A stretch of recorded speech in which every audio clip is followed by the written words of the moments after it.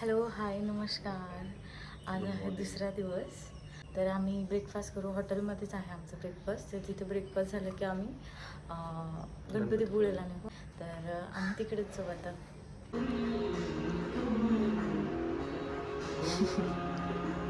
चला. भारी वाटते. सकाळी आम्ही पण फ्रेश झालो, व्यवस्थित झोप झाली, त्यामुळे थकवा पण गेला. मस्त आहे हॉटेल. ब्रेकफास्ट घेत आहेत हे. श्रीवर्धनपासून गणपतीपुळे ऑलमोस्ट 200 किलोमीटर आहे. तर मोस्टली 4 ते 5 तास लागतील जायला. काय काय खाते? इथलं साऊथ इंडियन खूप भारी आहे. ओके. ॲक्च्युली काय मला आवडलं काल मोस्टली? खायचं होतं पण भेटलं नाही, पण आज भेटलेलं. मिसळ पाव असं चांगलं. मिसळ पाव पण छान आहे. इथं आम्हाला इडली, सांबर वडा, फ्रूट्स आहे, ज्यूस आहे, नंतर बटाटा वडा, पोहे, मिसळ आणि आम्ही हे सगळं ट्राय करतो थोडं थोडं.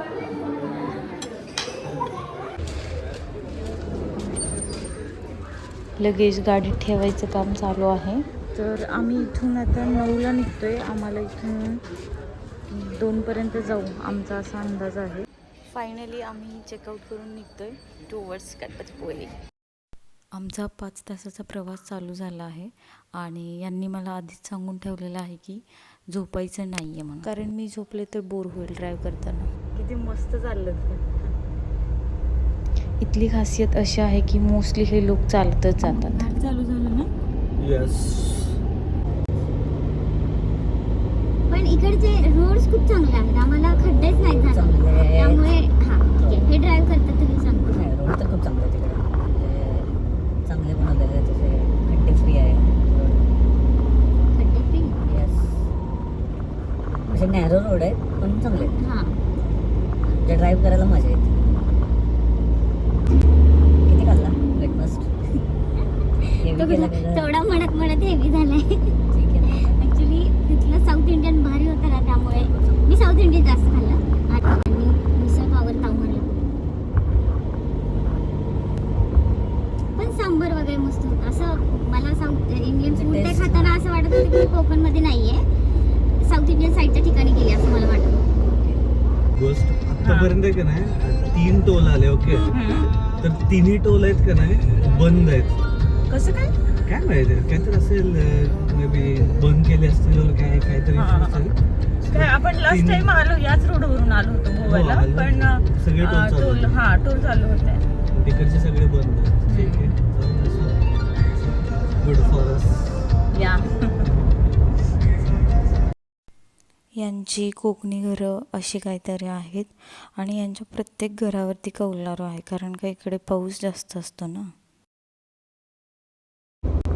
आम्ही व्हेजिटेरियन आहे, त्यामुळे इकडे कोकणमध्ये जास्त चांगलं म्हणजे नॉनव्हेजसाठी म्हणतात की फिशसाठी फेमस आहे आणि आम्ही व्हेजिटेरियन आहोत. सो आपण काल प्रसादच्या ठिकाणी जेवण केलं ना, तिथे भाजी मला आपल्यासारखी वाटत होती. मी तेच बोललो ना, असे घरगुती स्टाईल बनवतात ते. सगळे असे होमली फूड असतात तिथे, असे रेस्टॉरंट टाईप नाही. पातळ भाजीमध्ये त्यांनी त्यांचा मसाला वापरला होता. ते थोडाफार आता इकडे काय होतं माहिती का, कोकणात जास्त करून खोबरे हे त्याचा यूज करतात, त्यामुळे त्यांची रस्त्याची टेस्ट आहे ना थोडी वेगळी असते. पण वडापाव खूप भारी होता. आम्ही काल वडापाव त्यांनी गरम गरम चुलीवर एवढा मस्त दिला का नाही, एकच्या ऐवजी 2 खाल्ले आम्ही.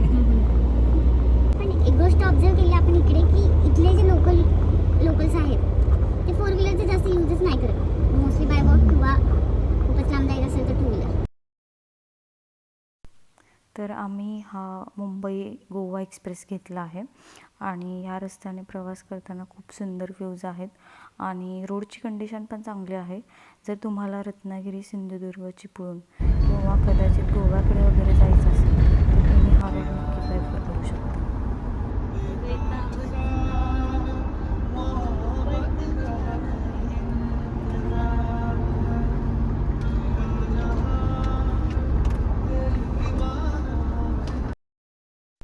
41 किलोमीटर बाकी आहे गणपतीपुळे.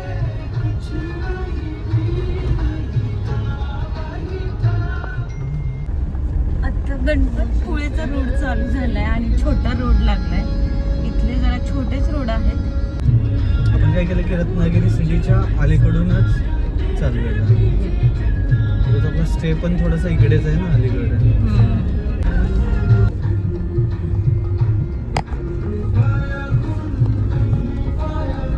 कुठे हो टॅक्सी? थकला नो, कसं काय? कसं काय म्हणजे आय लव्ह टू ड्राईव्ह. गणपतीपुळ्याला जाताना हा सुंदर जयगड नदीचा व्ह्यू आहे. जयगड नदी ही जयगड गावातून उगम पावलेली आहे आणि गणपतीपुळेकडे जाताना ही नदी वाहते. आणि ही नदी बघत बघत हा रोड कधी संपला आम्हाला कळलं नाही. मस्त व्ह्यू आहे हा. हे पहा, वाव, ब्युटिफुल. आता आम्ही प्रॉपर गणपतीपुळेच्या रोडवर आहोत, म्हणजे गणपतीपुळेमध्येच आहोत. हे रोड खूपच भारी आहेत पहिल्यापेक्षा, कारण हे आम्ही जंगलातून चाललेलो आहोत. दोन्ही साईडला जंगल आहे, मस्त झाडे आहे आणि पक्ष्यांचे पण आवाज खूप भारी येत आहेत. या साईडला खूप शांत वातावरण अनुभवायला मिळतं आणि इथंपर्यंत येताना आता आम्हाला खूप भूक लागली आहे. सो आम्ही डिरेक्टली हॉटेलमध्ये चेक इन करून जेवायला जाणार आहोत. आणि या साईडची घरं पण खूप भारी आहेत, म्हणजे जंगलातच वसलेली आहेत. पूर्ण रुरल एरिया आहे या साईडला. खरंच खूप वेगळा सुकून आहे. असं का दिसतंय? हां, आम्ही पोहोचलो रूमवरती 2 वाजता आणि फ्रेश वगैरे होऊन इकडे आलो आम्ही, म्हणजे कुठे स्वाद हॉटेलला. त्यावेळेस काय केलं की हॉटेलनं बुक करता एअरबीएनबी बुक केला. तर एकदम मस्त विला आहे तो. ॲक्च्युली विला आहे आणि त्याच्यामध्ये रूम शेअर्ड आहे. तर म्हणजे खूप छान आहे. ते पण आम्ही नंतर मेन्शन करू. आणि आत्ता आलेलो आहे आम्ही सध्या लंचसाठी आलेलो आहे. तर इथेच गणपतीपुळेमध्ये एक स्वाद म्हणून खानावळ टाईपच आहे. इथं मोस्टली खूप वेटिंग असते, तर तिथं आलेलो आहे. तर थोडक्यात तुम्हाला आम्ही ते दाखवू शकतो. हां, आणि आम्ही आता पण वेटच करतो आणि इथला वेटिंग एरिया पण खूप भारी खूप छान आहे. आहे. हे बघा मागे बघ, त्यांचा इकडून एंट्रन्स आहे आणि हे त्यांचं हॉटेलचा एंट्रन्स. आम्ही जिथं स्टे करतो आहे ते कसं आहे, लाईक होमस्टेसारखंच आहे. तर आम्ही गेल्यानंतर पहिल्यांदा आमचं छान वेलकम पण केलं त्यांनी आणि गेल्यानंतर काय दिलं, हां कोकम दिलं प्यायला आणि विचारलं वगैरे कुठून आहेत काय वगैरे असं. तर छान होतं सगळं. तर आम्ही पण तुम्हाला दाखवूच नंतरचं कशी रूम आहे काय आहे. श्रीवर्धनपासून इथे यायचं बोलू आम्ही जातो. यांच्या ताटामध्ये मोदक आहे.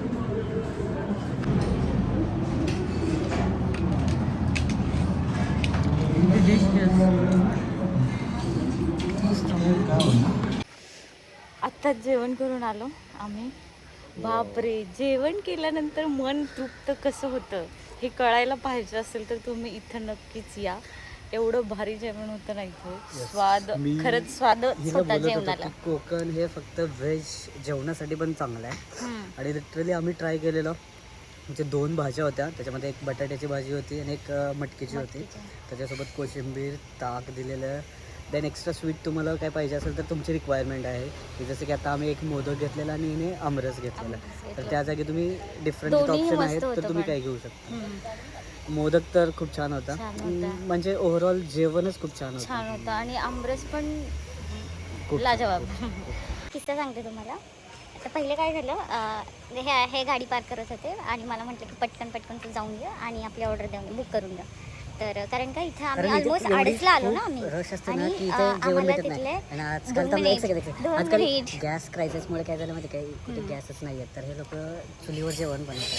त्यामुळे खूप वेटिंग आणि भेटत नाही शक्यतो. आणि काय झाल्यानंतर आम्हाला होमस्टेच्या ओनरने सांगितलं होते की ते जेवण संपून जातं, दुपारपर्यंत जास्त नाही थांबत. म्हणून मी पटकन उतरून गेले गेटवरूनच आणि हे गाडी पार्क करायला गेले आणि विचारलं की त्यांना आम्ही दोघं आहोत, भेटेल का म्हणून. तर ते बोलले की तर बघतो आणि सांगतो. तर ते बोलले की नाही भेटणार, कारण का गॅसचे चालू आहे त्यामुळे जेवण नाही भेटणार. मी आले बाहेर आणि सांगत आले मी यांना, मी लगेच गेलो. मी यांना सांगितलं की आपल्याला असं भेटणार नाही, आता काय करायचं. ते बोलले थांब मी विचारून आले. गो हॅड. मग मी जस्ट गेलो आणि त्यांना म्हटलं दादा 2 थाळी होते तसं. ते म्हटलं आता एक मॅडम आलं, तुम्ही त्यांच्यासोबतच आहे का. मी म्हणलं हो सोबतच आहे आम्ही. ठीक आहे चालेल तुमच्यासाठी देतो म्हटलं. म्हणजे ह्याला बोलतात की लक, समजलं. माझं लक luck नाहीये. मॅटर्स नाही आहे. आणि ठीक त्यातून आहे. गणपतीपुळेमध्ये आलो ऑब्विसली. गणपती माझा ठीक ऐकणार आहे. नाही तर कसं ॲक्च्युली ऐकणार? नेहमी असंच होतं. ते मी विचारायला गेले की काहीतरी पचका होतं. काल पण आम्ही हॉटेलला जायचं ठरवलं, जाऊन आलो आम्ही. काल पण मीच जायला पाहिजे. हां, पण त्यावेळेस पण विचारलं आणि इथे काय आहेत ना स्पेसिफिक जे हॉटेल आहेत तिथं जेवण चांगलं भेटतं आणि जे येणारे टुरिस्ट आहेत म्हणजे मोस्टली इथं आम्ही बघितलं पुणे आणि मुंबईवरून जास्त येतात. तर तेच लोक इतकी गर्दी ना बाहेर. मी काल पण विचारायला गेलं तर ते लोक बोलले की खूप नंबर आहेत तर नाहीच भेटणार तुम्हाला, नाहीच भेटणारच नाही आहे. ठीक आहे, मग पण जाऊ मी द्या. यांना सांगितलं पार्किंगमध्ये आले आणि यांना सांगितलं पण आम्ही तिथूनच माघारी गेलो. तर ते बोलतात की काल पण मी काल मी जर यायला गेलो तर obviously पाहिजे तर भेटलंच भेटलं असतं कारण का ते पण जेवण चांगलंच होतं लक तिकडचं मॅटर. पण. करेक्ट. It's okay. व्हिडिओ खूप मोठा होईल, सो हा व्लॉग मी इथंच संपवते.